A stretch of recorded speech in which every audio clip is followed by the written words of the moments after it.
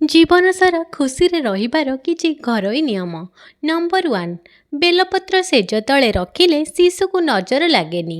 Bell डाଳରେ शिशु को झाड़ी देब। खंडे बेल काठ ता अंटारे बांधी देब। आदौ नजर लागिब नाही। नंबर 2, पसारुणी पत्र उषुना खुद कंचा दूधरे खीरी करी खाइले अंटा धरा भल हुए। नंबर 3, कौन आंबपत्र रस कानरे पकाइले अध कपाली संगे संगे बंद हुए। नंबर 4, आंब रस और 1 चमच अदा रस खाइले हृदरोग भय रहे नहीं। नंबर 5, कोलथ सिझा पानी खाइले पित्त पथरी मुक्ति मिले। नंबर 6, लेंबू चोपा को सुखेई आलमीरा रे रखिले बही पोक काटिब नाही। नंबर 7, 1 भाग रसुण रस और 4 भाग भेसलिन मिसाई देहरे लगेले घिमिरी केबे हेब नाही।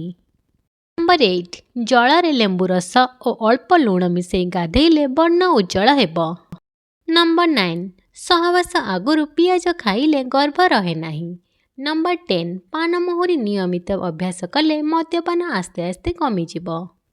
नंबर 11, शीत दिने तुलसी रस महू खाइले सर्दी छिंक ज्वर आदि हुए नहीं। नंबर 12, तुलसी पत्र को सेकी लुण सह चोबाइले कफ छेंडी जाए। नंबर 13, मुह गंधाइले तुलसी पत्र चोबेइबे। नंबर 14, सकाळे खाली पेटरे 1 ग्लास उषुम पानी रे 1 चमच लेंबू रस 2 चमच महू मिसई खाइले मेद रोग नाश हुए।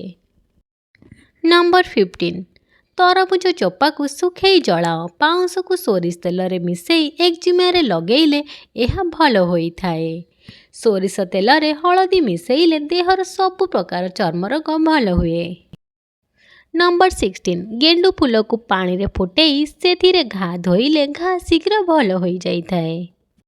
भिडियोटीर आगको जिबा पूर्व मु कटकरू कहूची आपण माने कोड कहउचंदी मते कमेंट करी निश्चय जणाइबे। नंबर 17, मूत्राशय रे पथर जमिले परिस्रा स्वाभाविक नहेले कदली मंजार रस खाइब। नंबर 18, खांटी नड़िया तेल रे मंदार फूल पकेई गरम करिब। फूल कला पड़गले तेल सहित दली छाणीदेव। से तेल व्यवहार कले उकुणी रूपी बाल झड़ा असमय बाल पाचिबा सबू बंद हो जाई थाए। नंबर 19, पान मोहरी पानी रे फूल खड़ी घोरी खुआइले शिशुर दूध बांति भल हुए। नंबर 20, सजना पत्र रस रे लुण मिसाई हाथ रे घसिले चमदला कंद भल हुए। नंबर 21, अदा बाटी लगेइले दांत पोक खाइथिबा जगाटी संपूर्ण भावे भल हो जाई थाए। नंबर 22, कदली खाई सारिया परे संगे संगे पानी पीबा शरीर पई अधिक क्षतिकारक होई थाए। एहा पाचन संबंधित समस्या सृष्टि करि पारे जेमिति कि गैस बदहजम परी समस्या होई पारे। नंबर 23, जदि मुहरे व्रणर दाग रही जाइछि तेबे दही रे निम्बपत्र पाउडर एवं हळदी को भल भाबरे मिसई मुहरे लगांतु। खूब शीघ्र व्रणर दाग दूर हो जाई थाए। नंबर 24, मनीष वयस्क हेबा परे धीरे धीरे दांत एवं हाड़ एसबु दुर्बल एवं कमजोर होई पड़े। तेणु एमिति समय रे आपण कैल्शियम युक्त खाद्य अधिक खांतु। नंबर 25, बेलपत्र रे बहुत औषधीय गुण रही अछि। बेलपत्र सकाळे खाली पेटरे खाइबा द्वारा कोनोसी पेट समस्या होई न थाए। नंबर 26, आपण सप्ताह रे 3 दिन कंचा हळदी को गुंड करी गाधेइबा पूर्वरु 15 मिनिट चेहरा रे मालिश करंतु। एहा चेहरार चमक बढ़ई थाए एवं रंग को सफा करी थाए। नंबर 27, भोजन करिबार ठीक 30 मिनिट पूर्वरु एवं खाइबार 30 मिनिट परे पानी पी नियंतु। जल्दी यह खाद्य को हजम कराई थाए। नंबर 28, घर केबे भी 3 मासरु अधिक समय खाली रखिबा उचित नुह एवं घरर भंडार घर केबे भी खाली रखिबा अनुचित। यह अत्यंत अशुभ होई थाए, एई कथा मने रखिबे।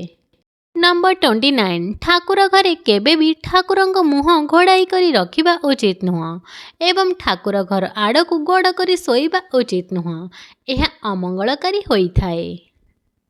नंबर 30, रोसई घर एवं ठाकुरंग घरे सोइबा उचित नुह।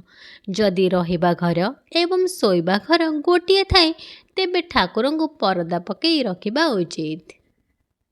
भिडियोटीर आगକୁ ଯିବା ପୂର୍ବରୁ ଯଦି ଆପଣମାନେ ମୋ ଚ୍ୟାନେଲକୁ ନୂଆ କରି ଆସିଛନ୍ତି ତାହେଲେ ଗୋଟେ ସବସ୍କ୍ରାଇବ୍ ନିହାତି କରିଦେବେ।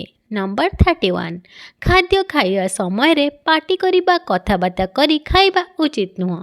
ଖାଇବା ଚୁପ୍ ରହି ଶାନ୍ତ ମନରେ ଖାଇବା ଉଚିତ। ଏହାଦ୍ୱାରା ମା ଲକ୍ଷ୍ମୀ ସନ୍ତୁଷ୍ଟ ହୋଇଥାନ୍ତି।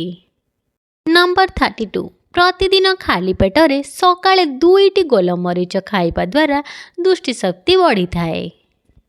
ନମ୍ବର 33 ପେଟ ଗରମ ହୋଇଥିଲେ ହଳଦିଆ ରଙ୍ଗର ପରିସ୍ରା ହୋଇଥାଏ। ଏହାକୁ ଭଲ କରିବା ପାଇଁ ରାତିରେ ପାଣି ସହିତ ମିଶ୍ରି ପକାଇ ସକାଳୁ ଉଠି ସେହି ପାଣି ପିଇବା ଉଚିତ। ନମ୍ବର 34 ପ୍ରତ୍ୟେକ ଶୁକ୍ଲପକ୍ଷ ପଞ୍ଚମୀ ତିଥିରେ ଘରେ ଶ୍ରୀ ସୂତକ ପାଠ କରିବା ସହିତ ଘରେ ହୋମ କରିବା ଦ୍ୱାରା ଧନ ବୃଦ୍ଧି ହୋଇଥାଏ ଏବଂ ଘରୁ ସବୁ ପ୍ରକାରର ନକାରାତ୍ମକ ଶକ୍ତି ଊର୍ଜା ନଷ୍ଟ ହୋଇଯାଇଥାଏ। ନମ୍ବର 35 ଯେଉଁମାନେ ଶିବଙ୍କ ଭକ୍ତ ସେମାନେ ସୋମବାର ଦିନ କେବେ ବି ଶିମ୍ବ କଳମ ଶାଗ ଆମିଷ ଖାଇବା ଉଚିତ ନୁହଁ। ଏହା କରିବା ଦ୍ୱାରା ସେମାନଙ୍କର ଅମଙ୍ଗଳ ହୋଇଥାଏ। ନମ୍ବର 36 କାହାର ଘର କିମ୍ବା ଚଉରା ପ୍ରତିଷ୍ଠାରେ ଯଦି କଉଡ଼ି ଏବଂ ପଇସା ପାଆନ୍ତି ତାକୁ ଆଣି ଆପଣଙ୍କ ପଇସା ରଖିବା ସ୍ଥାନରେ ରଖନ୍ତୁ। ଏହା ଆପଣଙ୍କୁ ଆହୁରି ଧନୀ କରେଇଥାଏ। ନମ୍ବର 37 ବିଛଣାରେ ଶୋଇଥିବା ବେଳେ ଆପଣଙ୍କ ପ୍ରତିବିମ୍ବ ଆଇନାରେ ଦେଖିବା ଉଚିତ ନୁହଁ। ଏହା ଅମଙ୍ଗଳକାରୀ ହେବା ସହିତ ଖରାପ ଶକ୍ତିର ପ୍ରଭାବ ମଧ୍ୟ ଆପଣଙ୍କ ଉପରେ ପଡ଼ିଥାଏ। ତେଣୁ ଆପଣମାନେ ଏହି କଥାକୁ ମନେ ରଖିବେ। ନମ୍ବର 38 ସମସ୍ତେ କୁହନ୍ତି ତ୍ୱଚାକୁ ଗରମ ପାଣିରେ ଧୋଇବା ଦ୍ୱାରା ତ୍ୱଚା ଗୋରା ଦେଖାଯାଏ କିନ୍ତୁ ଏହା ଭୁଲ। ତ୍ୱଚାକୁ ଗରମ ପାଣିରେ ଧୋଇବା ଜମା ବି ଉଚିତ ନୁହଁ। ଏହାଦ୍ୱାରା ଚେହେରା ଅଧିକ ବୟସ୍କ ଦେଖାଯାଇଥାଏ। ତେଣୁ ଆପଣମାନେ ଚେଷ୍ଟା କରିବେ ଯେତେ ଥଣ୍ଡା ପାଣିରେ ଚେହେରା ଧୋଇବା ପାଇଁ। ନମ୍ବର 39 ଲୁହକୁ ଅଟକାଇ ରଖନ୍ତୁ ନାହିଁ। ଲୁହକୁ ଅଟକାଇ ରଖିବା ଦ୍ୱାରା ମୁଣ୍ଡବିନ୍ଧା କ୍ରୋଧ ଏବଂ ବ୍ଲଡ଼ ପ୍ରେସର ପରି ସମସ୍ୟାମାନ ସୃଷ୍ଟି ହୋଇଥାଏ। ନମ୍ବର 40 ଯଦି ଅଧିକ ରାଗ ଆସୁଥାଏ ତାହେଲେ ଆପଣ ସେହି ସମୟରେ ଚୁପ୍ ରୁହନ୍ତୁ। ଆପଣ ଯଦି ସେହି ସମୟରେ ଅନ୍ୟକୁ କିଛି ବି କଟୁ ଶବ୍ଦ କହନ୍ତି ତେବେ ରାଗ ଅଧିକ ବଢ଼ିଯାଇପାରେ ଯାହା ଆପଣଙ୍କ ପାଇଁ ଜମା ବି ଭଲ ହୋଇନଥାଏ। ତେଣୁ ଆପଣଙ୍କୁ ଯାହା କହିବାର ଅଛି ଆପଣ ନୋଟ୍ ଖାତାରେ ଲେଖିଦିଅନ୍ତୁ। ଏହାଦ୍ୱାରା ରାଗ କମ୍ ହେବା ସହିତ ଝଗଡ଼ା ମଧ୍ୟ କମ୍ ହୋଇଯାଇଥାଏ। ଆପଣମାନଙ୍କୁ ଯଦି ମୋର ଭିଡ଼ିଓଟି ଭଲ ଲାଗୁଥାଏ ତାହେଲେ ଲାଇକ୍ କମେଣ୍ଟ ଆଉ ସେୟାର କରିବାକୁ ଜମା ବି ଭୁଲିବେନି। ଜୟ ଜଗନ୍ନାଥ।